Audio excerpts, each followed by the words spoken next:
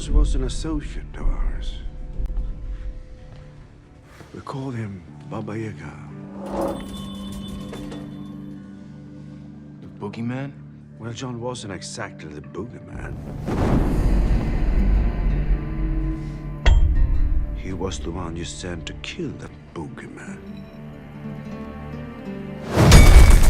Now, how's that for an intro? Yeah, I kind of enjoyed that. Let's talk about the Jack Russell Terriers. This is a dog breed that anyone, and I mean anyone, who has come across or owned one can fully agree with me when I say they are the John Wick of dog breeds. Now you're probably wondering, why? How? Well, let me explain. First off, what makes John Wick John Wick? Many things: endurance, bravery, and strength, to mention a few. But I think the most striking thing about John is his stature. He's not your typical big, muscular action figure-like hero. One look at him and you might think he's got nothing on me. But in reality, it's the opposite. These characteristics make him unpredictable, and all of this also applies to Jack Russell Terriers. They're not your regular big size, fearless billion PSI bite force type of dog. In fact, they're the complete opposite. Small, short, and almost hard to spot in some scenarios. But don't let that small size fool you, because Jack Russell Terriers are nothing short of fearless. These little warriors will go head on with any size of threat. They always seem to forget their size. An instance is this Jack Russell Terrier running off to chase this big bear away. Excuse me?